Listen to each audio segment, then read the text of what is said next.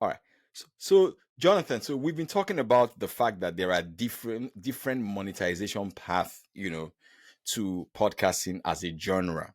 You- Hmm. All right, to putting out your message, and then there's something you said that's so powerful that podcast pre-qualifies leads for business, not just SaaS business, for all kinds of your business.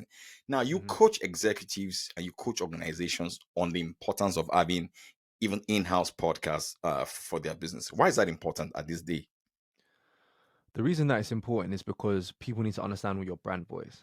Like there's Mm, multiple ways of getting your brand voice out there. You can do it through social media, you can do it through a newsletter, but one of the best ways to do it is through a podcast. Reason being because they can hear you. Reason mm, being is because when, okay, for example, we spoke just before this recording started, and you were talking about the Joe Rogans of the world. You were talking about the Founders Podcast, for example. And the mm. reason you can come up with these names is because you spent so much time with them. They don't know who Yeah, you are, but you know who they are. You spend yeah, so much time with them. So I guarantee if Joe Rogan was to put something out there and say, hey guys, buy this, and it's something that you're interested in, you would most likely buy it off of him rather than someone yeah, else that you don't know. It's yeah. because you understand him. It's because it's like your friend. I would rather buy Mm-hmm. off of my friend than somebody that I don't know. So it's Mm, about actually developing that relationship with an audience or with your audience and your ideal audience, speaking to mm-hmm. them. I think it was there was a study which showed that I think people need to take in I can't remember if it was just from that particular creator, but people take in about 7 hours worth of content of watching you before they buy something, if that makes sense, or Mm, 7 hours mm. of speaking with you before they buy something. Yeah, But what if you were to create like some sort of podcast, which are much more high leverage and speaking to all of these different people for 7 hours at a time, doing all these different calls? What if you were to do something a lot more high leverage that can be, which is a set and forget system? You make it once so people can listen for years. yes, What if you right. just put that out there and then start to educate people through your podcast about your service, or Mm, even just adding value? Because for me, I don't take on clients that are not adding value to their marketplace, are not adding value to mm, their industry, because I don't believe in mm, that. One of my beliefs is that you should be adding value. If you're putting stuff out there, you should be adding value. And what my business is going to do is going to help you add even more value to even more people. That's what I mm, always say. So just the main thing you should focus on is adding value. I know that wasn't your question, but that's something I definitely want to stress is adding value. How can you add value? Because when you add value, you get value back. It's the law of reciprocity, sowing and yeah. reaping, as we like to call it. Mm, Adding value will give you value back, whether that value be monetary, whether that value be loyalty, whether that value not even necessarily monetary or loyalty. It could just be someone recommending you who doesn't necessarily need your services to someone else who may need your services. But the main way that they do that is by hearing you, is by seeing you, keeping you front of mind. That's another mm, reason why companies need to be creating podcasts, so mm. so you stay front of mind. So number one, Yeah. for them to become as if they're your friend. Number Mm-hmm. two, for them to, you to stay front of mind, just so that you can Mm. become industry leaders. For example, It's one of very my powerful. clients the other day, this isn't some advertisement for my business, but this is Mm. literally just what I do. Like Yeah. it's just No, the day sure. to Go ahead, day. man. So Even if you advertise it, it's cool, brother. It's cool. no, not even that. I'm not even. This is it's just my day to day. What you what did I say? You turn into what you tune into, right? So I'm always Yes. tuning into my business. So that's what I'm always talking about. I love it. So one of Love my it. Well clients, for done. example, she became number one thought leader in her niche, which is, I think, I can't remember exactly what the niche is. That's bad, but she became number one thought leader in that space because of the podcast. And when you're a thought leader, what does leader mean? Leader means that you have followers, so people Yeah. are going to follow her, You get more and they're going leads, to man. listen to her opinion. You You get get more prospective boom, clients. you get more prospects, you get more leads, Yeah. Your and that's what it pipeline boils is down filled up to. so you can close. Absolutely, Mm, absolutely, that's what it's about. mm, so powerful. I was talking to a real estate company of client of mine that I do sales trainings Hmm. for. So my day job is sales training. Right, right, right. Yes, my day job is I do sales trainings for companies. Yeah, I work with Okay, sales teams as a resident right. sales coach, and that's my day job. Okay. Yeah, yeah. So, and then I was talking to this client I was coaching because I have a retainer with this company, so I work with their sales team every Hmm. week. And I said to her, "How many leads do you have on your pipeline in your pipeline right now?" She said 3 leads. I said, "Whoa, Three. 3 leads? Okay." Mm. I said, what if one of the leads says to you that their grandmother is dead and they need to go plan for the funeral, so they're not going to buy anything? And then the second one says that they have a date. The third one says they're going on the holiday summer. What are you going to do? Or like me, that I'm planning the funeral of my own mother. What are you gonna do? Mm, So I now said to her, what if instead of 3 leads, you had 30 in your pipeline, or you had 13 in your pipeline? If those 3 didn't come through, you still have 27 that you're working on. mm-hmm, So mm-hmm, how does this relate to podcasts? Like you said, of this your client that is number one in a niche now. She will have a mm-hmm, lot of leads, and it's like a pipeline. mm-hmm, Not all of them will be qualified to become paying customers. But when the leads mm, are much, she's in a safe place. mm. And this is why podcasting is so important. Absolutely, It's absolutely. so And when you have important. more leads, when you have more leads, Paul, as you would know, like you become a better salesperson because That's you it. don't necessarily need them. You don't need Yes. them, so you're not Yes.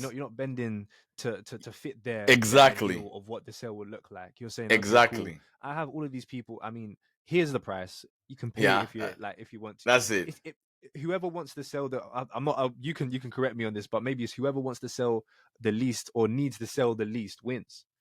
Yes. That's it. Okay, well, that was my understanding. I'm glad I was right. I'm glad I was right. Yes. But yes, whoever needs it least wins. And then if you have Wins. 30 leads versus 3, then you're in a much better position than somebody who has 3. So Be- better absolutely right. position. Better Yeah. position. Better position. This is so what are some of the mistakes that you see, or pitfalls, mistakes that people make in podcasts, and you look at them and say, whoa, this guy is making this mistake here, this guy may not end up well in this, Mhm. for beginners or people who are already in it. I would say a couple. So number one, they're not consistent. So how do you expect to see growth if you're not consistent? Mm. Consistency compounds. It compounds. Those 1% every day compound and compound and This compound is and so compound so. Can I tell you my all the favorite time. quote on compounding? Absolutely. Go ahead. It's from my surrogate grandfather. His name is Charlie Munger. He's Okay. 99 years old. It's not my father, Yes. but I Yes. respect and love him.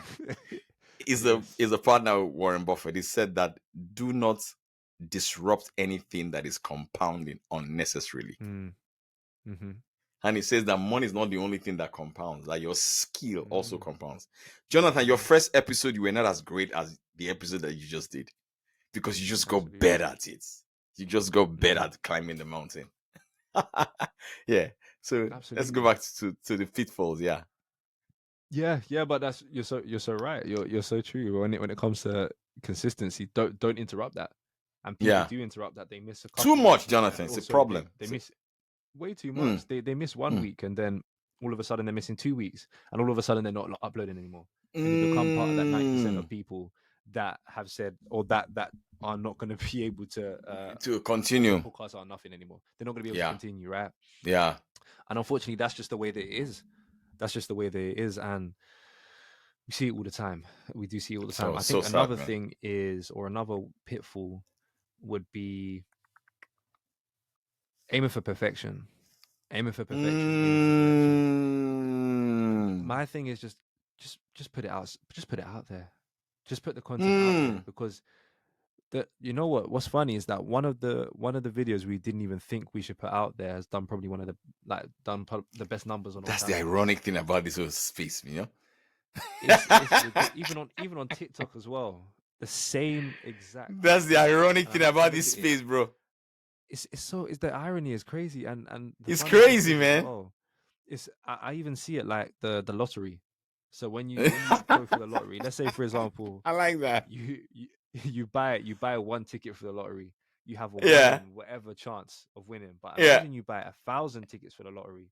That's Yes, uploading a sir. thousand pieces of content, uploading a thousand. Yes, Of sir. course, one of them is going to do pretty well, right?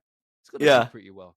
You have a lot Yeah. more chance of it doing well. But then people stop at that one because they're like, oh, I didn't really get much traction. Oh, this isn't perfect. And then they're saying, oh, this, oh, that, woe is me.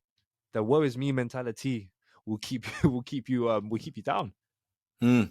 It will keep you down and feeling sorry for yourself and not being able to, sorry, I'm getting into personal development, but not being able to I like it, brother. see not being able to see that perfectionism is not where it's at all. And people, what I've Mm. realized, Paul, is people like the imperfections.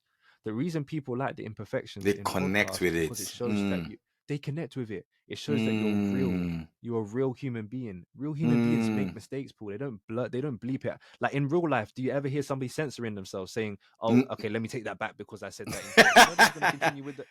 it doesn't work like Yeah. that. You can't edit yourself in real life. Come But on, then brother. I love it. the less that you edit, the more authentic that it seems. So of course, I'm not saying if like I don't know, they start doing press ups on the floor, maybe even keep that in the podcast.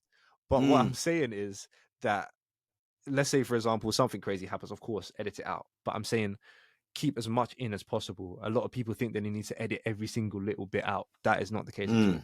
That's not the When case, you man. edit out less and people understand your thought process and can actually hear you think, hear you talk, see the little things that you go through, realize that you got off track. Obviously some things you need to cut out, but not everything needs to be cut out. So some people could just cut too much out, and they're just not authentic with it, because they may be an authentic person and really, really cool, but you want to be able to translate that and communicate that with the podcast as well. Yeah. Another thing would be that they're scared of doing solo podcasts. A lot of the time people are like, oh, but I don't want to do podcasts with myself. Matter of fact, they're always scared of something. They either don't want to do podcasts with themselves, or they don't want to do podcasts with other people. But you can do either or you could do both if you really want to. You don't have to just Yeah. stick to one thing. Your podcast grows with you. Your podcast I like doesn't that. have to It stay the same grows for with the you. rest of time. It It grows with grows you. with you. There's one podcast that I listen to, or I used to listen to quite a lot. It's called the Mindset Mentor by Rob Dial, and that is a lot of personal development kind of stuff.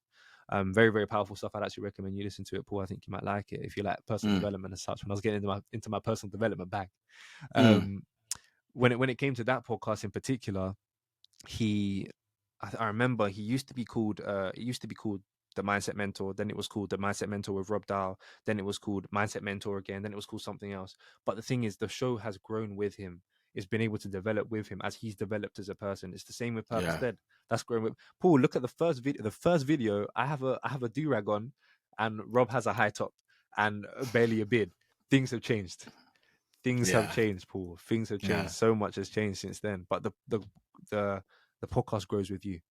The podcast grows with you. So that's another thing to understand. But that's all I'd say off the top of my head in terms of what people go wrong. Very, very powerful. Oh, sorry, Paul. One big thing, one very, very big thing, just to finish it off in terms of the mistakes or the pitfalls, is that people think that they need everything ready to start. People think that they need this, like this mic. People think that they need a camera, like I've got a camera.